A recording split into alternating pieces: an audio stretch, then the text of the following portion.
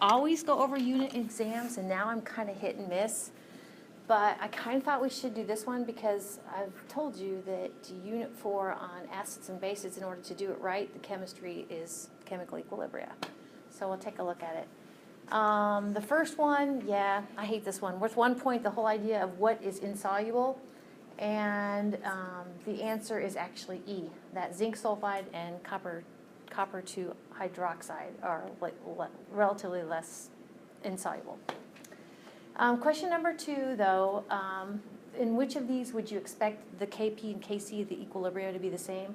And you're looking for something where the change in the moles of gases is 0. And so actually D fits that bill, where you have 2 moles of gases on either side. For question number 3, if you have a large equilibrium constant, then it must favor the product side. So the best answer there is B. For question number 4, which of these are always correct?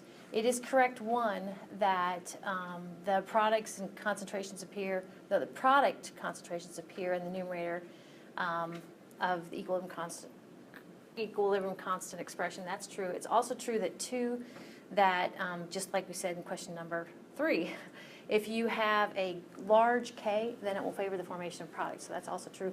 3 is not correct. It's not correct to say that the equilibrium constants, the Kc's, have values of atmospheres, because actually they're unitless. So D is the best answer there.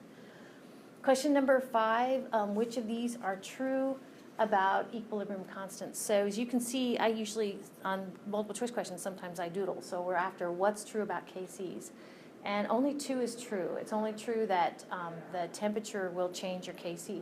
It's not true that 1, kinetically fast reactions will have large equilibrium constants. Those are 2 separate kind of phenomenon of the equilibria.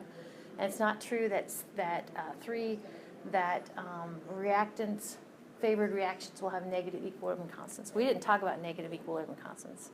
Okay, they're always positive because it's molar concentrations raise their stoichiometric coefficient. So you have to have a, I don't know how that would work. So Kc's are always positive.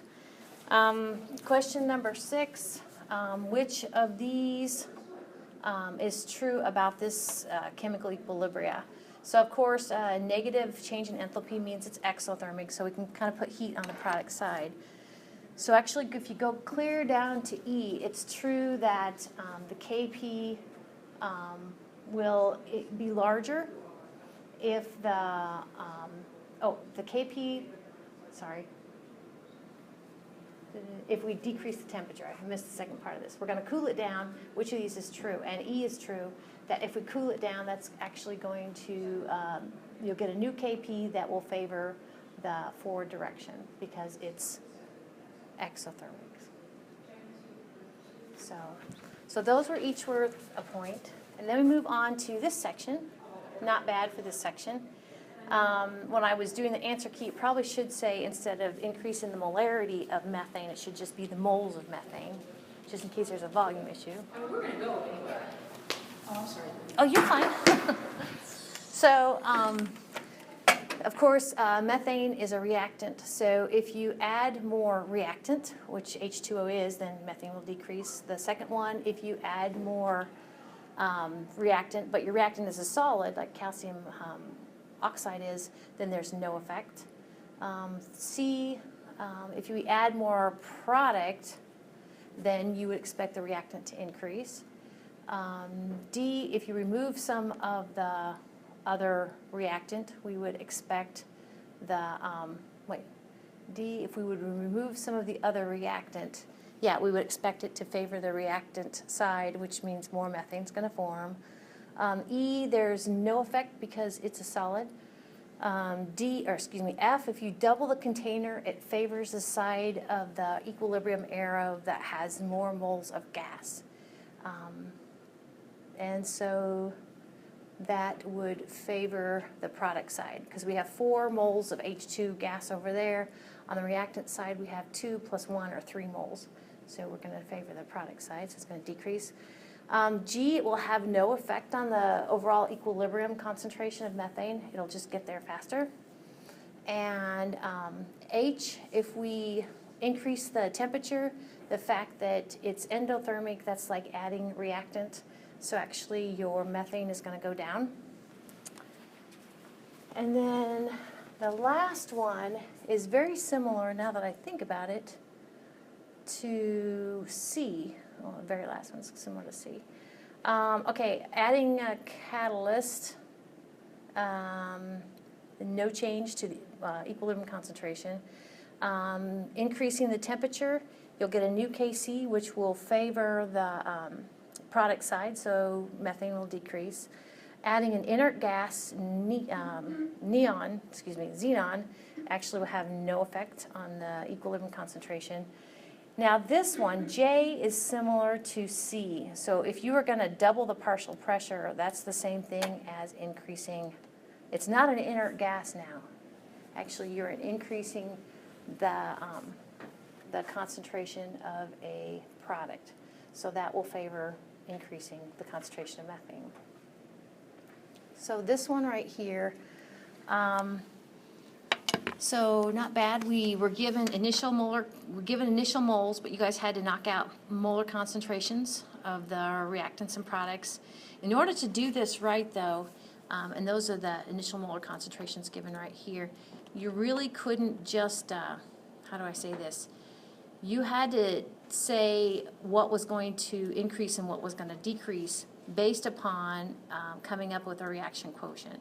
So if we plug in the initial molar concentrations, we get a QC of 2.0 times 10 negative 6, which is smaller than our KC, so it's going to have to go to product side. So only then can we go ahead and put some pluses and minuses here. So in our ICE table, we're going to have pluses for our products and minus for our reactants.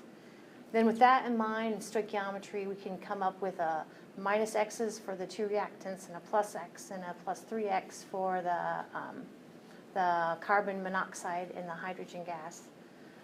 And so then what you need to do is to take these quantities and plug them back down into, I wonder why that scanned like that, plug them back down to a KC expression. Throughout, there was a few, if you missed the cube, you're in good company. So just kind of keep an eye on that. So remember, the equilibrium constant expressions are the molar concentrations raised their stoichiometric coefficients. As I was grading these, I kind of got in a hurry because I got down here and I saw the 4.7. I'm like, oh, they all got 4.7. They're like, wait a minute, 4.7 was given in the problem. Then I had to go back and say, now what is that? So there's that, your ICE table. Initial change, apply the change, and get equilibrium concentrations. So for this one, we were looking at molar solubility of magnesium hydroxide in two situations, pure water and one that had a common ion effect going on. So in the pure water, if we let X be equal to the molar solubility of magnesium hydroxide, then you get these sort of quantities on the product side. You get X magnesium ion and 2X hydroxide ion, just how it breaks apart. Then we can take those quantities and plug them into the KSP expression right here, and then solve for X. A really common mistake was to not take this 2 through and apply it to, take the square through and apply it to both the 2 and the X. So anyway, you get 4X cubed is equal to the KSP value. Then you have to get to the X value of X. Divide both sides by 4 and take the cube root. So rounded to significant figures, the molar solubility is 1.7 times 10 to the minus, I can read my own writing, 4. So then if we go ahead and have sodium hydroxide, which does ionize or break apart in water, so 0.10 molar sodium hydroxide means that you are adding a common ion of hydroxide of 0.10. So now in our ICE table, we don't have any magnesium ion, but we have 0.10 hydroxide. And again, we go ahead and let X be equal to the molar solubility of magnesium hydroxide. So we have X magnesium ion and 2X of the hydroxide ion. So we take the initial, apply the change. So these would be our equilibrium concentrations right here with the common ion effect going on. So this is where, and you'll get more than, you'll get x raised to the third power is the problem if you don't apply the simplifying assumption. So applying the simplifying assumption that the value of x is significantly smaller than 0.10, this term right here, 0.10 plus 2x becomes 0.10. And then we can plug into the molar concentration of magnesium, raise the first power, molar concentration of hydroxide ion squared, because our x value went away. And then that becomes pretty easy to solve. And the molar solubility is 1.8 times 10 to the minus 9. Never hurts to kind of look back and forth. It's significantly less with the common ion effect than it is in pure water, which makes sense. Not all problems can you look at after you're done and say, oh, that makes sense. So for this one, it was a fractional precipitation problem. The insoluble salts, no, it wasn't. That's the last page. Yeah. So we're taking silver nitrate, which is soluble, and we're admitting it to two anions waiting below, chromate and bromide, both in 0.02 molar. And we're supposed to see which one will precipitate first. So this is like what we did in lecture. What I did was to come up with the threshold at which the silver ion needs to be in the first case in order for silver chromate to precipitate. So the silver ion needs to be 1.0 times 10 to the minus fifth. And then I did it for silver bromide. In that case, the threshold is 2.5 times 10 to the minus 11th. So the fact that this threshold is significantly smaller means that the silver bromide will precipitate first. And then actually I can kind of use this background information to answer B. So it says when the second one, which is silver chromate, starts precipitating, what will be the molar concentration of the first anion that's still, that began precipitating. So what I'm going to use is the threshold up here of the silver cation for the second one. Oops, sorry, my bad. Right here, for the second one to begin precipitating, I'm going to use that as my silver ion concentration in this KSP for the silver bromide. So substituting in the threshold number for the silver chromate, which is 1.0 times 10 to the minus fifth down here. Of course, KSP divided by the silver concentration gives you the bromide ion concentration. And I squeezed in, I got in a hurry, that's supposed to be two significant figures. So the molar concentration of the anion that had been precipitating will be 5.0 times 10 to the minus 8th moles per liter. And then this one, so this is a Hess's law. It just totally reminds me of Hess's law for some reason. We have these three baby equations that actually will add up to give us this equation of interest. This was pretty much a new test. I'd not given this one before, so this is a new problem. We hadn't talked about it, but I don't think we have. But where you see these little dots with the H and the Br, those are like free radicals. So my point would be here, you just treat them as if they are the species that is in your baby equations and see how they shake out to get your overall equation of interest. So with that in mind, we need to manipulate each one of those. And remember that when you manipulate this equation, okay, it has consequences to the Kp or the Kc. So for the first one, in order to get where I want to get to the equation of interest, I recognize that I'm basically just going to have to take it times 1/2. The first one is too big. I got 2 HBRs over there and I only need 1 HBr here. So I'm going to basically multiply through by 1/2, which is done here. And then if you do that, then you need to raise your Kp to that power. So Kp, which is 7.9 times 10 to the 11th, raised to the 1/2 power. That actually is going to be my Kp that I'm going to use, Kp1 prime. The second one, we need to manipulate it in order to, let's see, our equation of interest. Looks like it's got one of these H with a dot, and I've got 2 H with the dots, but they're on the product side. So doggone it, I need to reverse it. I need to do two things, reverse it and take it times 1/2. So I kind of show that by times minus 1/2 here. If I apply that to the second baby equation, okay, I'm going to line them up, and I'm going to add these up here in a minute, see if they add up to the equation of interest. If I do that, then we said we need to raise, well, I usually think of it this way. The reversing means I need to take the inverse of the KP, and then multiplying through by 1/2, I take it to that power. But I guess you could have just raised KP2 to the minus 1/2 power. It'd be the same thing as the inverse raised to the 1/2 power. That's pretty cool. So anyway, so this KP2 prime, that's what we're going to use down below. And then this third one, if you look at, compare the baby equation to the equation of interest, we have to do something similar to the third that we did to the second. So we're going to basically take it times, we're going to reverse it and take it times 1/2. So you end up with those 3 KPs. And remember we said that the KP then of the equation of interest, okay, will be equal to the product. So basically to get the KP of interest, you just have to multiply those 3 KP primes by each other. Done right there. Round 2 significant figures, I get 2.6 times 10 to the 33rd. Isn't math great? Yeah.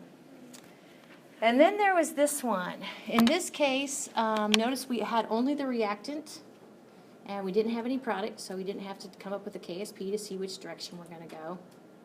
And this was one of those where you were supposed to calculate the KC. You were given one equilibrium concentration.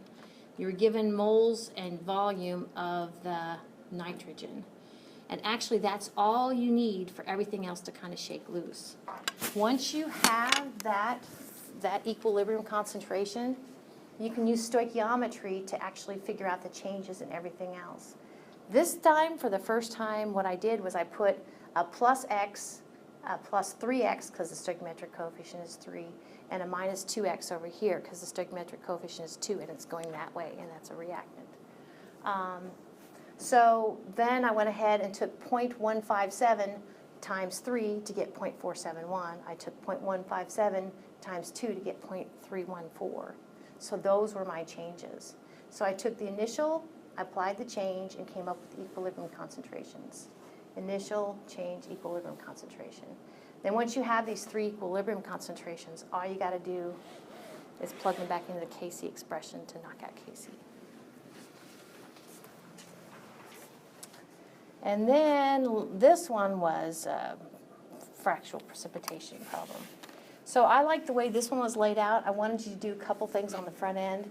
I wanted you to write the exchange reaction between these 2 ionic compounds, the lead 2 chloride and the sodium sulfate. Balanced equation looks like this. Notice that kind of in the information given, let's see, yeah. It tells you, A says, will a precipitate of the lead 2 sulfate form? So I went ahead and put an S there. Okay. Balanced for mass and charge. The next one said, for the insoluble salt, write the, or for the equilibrium of interest, write that equilibrium. So that would be the lead 2 sulfate ionizing to give the lead 2 cation and the sulfate ion, the KSP expression. And then down here, go ahead and write, this wasn't fractional precipitation, was it? Will lead 2 sulfate precipitate out? If these conditions set up here, if that's in place, will you have thus a precipitate form? So basically, you have to compare a QSP to KSP. So in order to get the molar concentration of the lead 2, I probably did more work than I needed to actually for the sulfate ion. For the lead 2, it said you're going to take small volume, 0.40 milliliters, of 0.25 molar lead 2 chloride. Okay, and what I did was to get moles, which is 1.0 times 10 to the minus 4th, and then I divided the moles by the volume. Like I said, I kind of feel like I went a long way around this. I did a separate calculation down here. This is not one of my best works. Down here, my total volume is the volume of the little bit of lead 2 chloride plus the volume of the sodium sulfate. And notice if you round according to decimals, you have 2 decimals on the lead 2 chloride, and you have no decimals, and that's on purpose, on the sodium sulfate. So you're only allowed no decimals. So 100 plus 0.40 is equal to 100. So again, I did more work than I probably need to. So anyway, if you take those moles then and divide it by the volume, which is 100 milliliters, convert that to liters, and then go ahead, and that should be your moles per liter. That's your molarity. Too much work. My sulfate ion is actually, I could have just gone with 0.50, but I went the long way around and I got 0.50. Yes, it was a late night.